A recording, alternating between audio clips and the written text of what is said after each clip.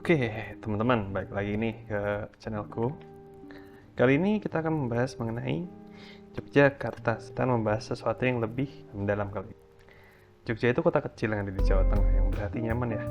Semua orang ramah-ramah, harganya murah, opsi wisata juga banyak banget di sini. Nah, kalian tuh kalau kemana-mana di Jogja tuh deket semuanya.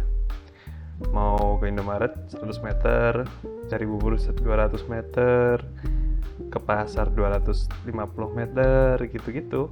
Nyari buah juga deket, nyari soto deket. Kalian jalan kaki pun bisa sebenarnya. Ya, Yogyakarta tuh enak banget buat healing, teman. Yogyakarta tuh berarti emang pilihan yang pas buat healing lah ya, untuk menghindar dari hiruk pikuk kota kayak Jakarta atau Semarang atau Surabaya yang sangat metropolitan, yang sangat wah lah ya. Tapi enggak secepat itu. Jogja kayak di semua lokasi lainnya juga punya masalahnya tersendiri. Ya, kenapa? Karena healing kalian kalau di Jogja nggak bakal selesai kalau kalian datang ke Jogja waktu musim liburan atau hari-hari weekend atau hari libur lainnya. Karena Jogja juga punya macet. Yes, macet juga ada di Jogja. Meskipun kota ini kecil, tapi solusi yang diterapkan untuk kemacetan ini tuh cuma solusi sementara semua selama ini. Dan bukan solusi jangka panjang. Nah, kota Jogja yang kumaksud kali ini adalah kota yang di dalam ring road ya areanya, bukan kota Madia doang. Jadi yang di dalam ring road, karena ya kita semua tahu lah ya, kalau di dalam ring road itu sebenarnya kotanya nggak cuma kota Madia, tapi bisa sampai Sleman, bisa sampai Banguntapan, bisa sampai Godean, bisa sampai Panggung-Harjo, sampai Kota Gede dan lain sebagainya. Nah, di Jogja itu kotanya kan kecil. Dari ujung ring road barat ke ujung ring road timur itu cuma 2 jam tuh sampai. Jalan kaki loh, bukan naik motor, bukan naik mobil, jalan kaki.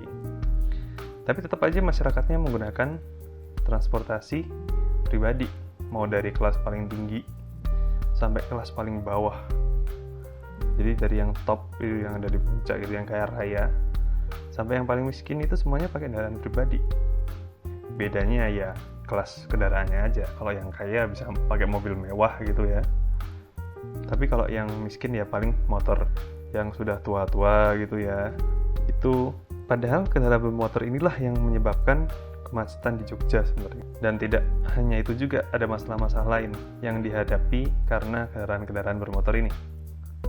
Masalah pertama yaitu kemacetan kayak yang dibilang tadi.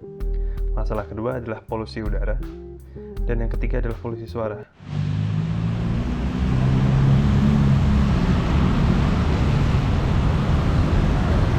Yang mengganggu kesehatan jiwa dan raga manusia tentunya. Nah, kalau kita lihat-lihat nih, polusi udara di Yogyakarta tuh tidak sehat ya. Meskipun di IQ Air tulisannya tidak sehat bagi kelompok yang sensitif, sebenarnya ini tuh tidak sehat. Jadi jumlah emisinya udah lumayan tinggi.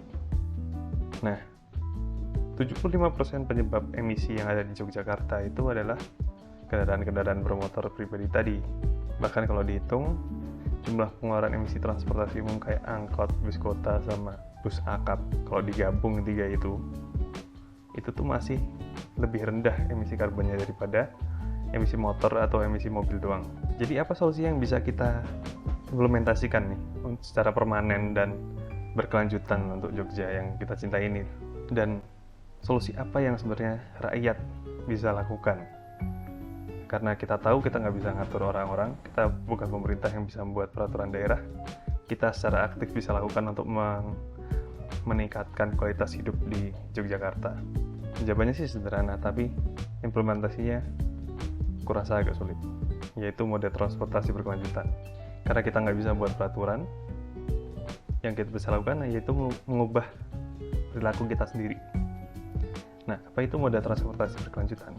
Gampangnya moda transportasi berkelanjutan adalah transportasi yang murah dan tidak atau sedikit mengeluarkan emisi. Transportasi apa saja itu? Menurutku yang bisa diimplementasikan di Jakarta ada 3. Jalan kaki, sepeda, dan transportasi umum kayak Trans Jogja atau KRL yang bisa diperbanyak jalurnya. Berjalan kaki dan bersepeda itu 100% ngilangin emisi yang kita keluarkan untuk bepergian selama kita commute di kota Jogja. Sementara kalau misalkan kita pakai kendaraan umum, emisi pribadi kita berkurang hingga 95%, jadi tinggal 5% aja. Kalau kita sebagai rakyat di Jakarta nggak pakai mobil atau motor gitu ya, kita tuh bisa ngurangin emisi karbon di Jogja 3/4 yang meningkatkan kualitas udara dan hasilnya meningkatkan taraf sehat masyarakat Jogja. Selain itu polusi suara juga berkurang nih. Jadi buat kalian yang merasa stres di hiruk-pikuk kota, sebenarnya yang bikin stres tuh bukan karena suara kotanya, tapi suara kendaraan bermotornya yang nyaring. Itulah yang mengganggu kesehatan mental kalian. Dampak positif lainnya adalah kalau kita pakai transportasi berkelanjutan ini, kita tidak perlu lagi panas-panasan dan menderita kemacetan di jalan. Dengan begitu, pemerintah kota tidak perlu lagi menggunakan skema jalan satu arah yang berubah-ubah. Dan sebenarnya juga membingungkan untuk warga Jogja sendiri. Coba aja kalian perhatiin di mana tuh dekat Malioboro itu. Itu kan udah nggak jelas bentukannya kayak gimana ya. Dan keuntungannya ini bukan cuma dirasa oleh masyarakat umum aja ya. Tapi pemerintah juga sebenarnya untung. Soalnya mereka tuh nggak perlu ngeluarin APBD untuk membangun jalan baru, atau memperluas jalan, atau memperbaiki jalan yang rusak. Karena sebenarnya jalan itu mahal. Dan kalau rusak biasanya ya biasalah. Kalian lihat jalan di Jogja mesti ada yang rusak, ada yang tambalan kan. Nah, sekali ditambal, biasanya juga rusak lagi, bolong lagi di situ. Ditambal, bolong, terus akhirnya ya semuanya harus diratakan lagi, diambil semua itu aspalnya untuk dibuat jalan baru. Itu kan buang-buang uang sebenarnya. Jadi kesimpulannya adalah, kita sebagai masyarakat ini bisa mengubah sesuatu untuk meningkatkan kualitas hidup di kota ini lah, untuk kita semua. Kota ini bisa lebih sehat, aman, dan nyaman bagi seluruh lapisan masyarakat. Cuma kita perlu satu hal aja sih. Kita harus mau berkomitmen sama rajin. Karena orang Indonesia tuh sebenarnya malas banget. Orang Indonesia tuh malas. Mau ke Indomaret 100 meter ya naik motor. Beli ke Burjo naik motor. Ke mall naik mobil. Wiraloka naik mobil. Mau ngapel pacar, yang punya motor ya motor. Kalau punya mobil ya mobil lah jelas. Mahasiswa kosannya berapa ratus meter dari kampusnya, jelas mana ada yang jalan, dikit banget mesti persentasenya kalau jalan, pasti motor. Ya gitu teman-teman, kalau kita mau sebenarnya kita bisa. Oke, makasih udah dengerin videoku kali ini. Sampai jumpa di video berikutnya.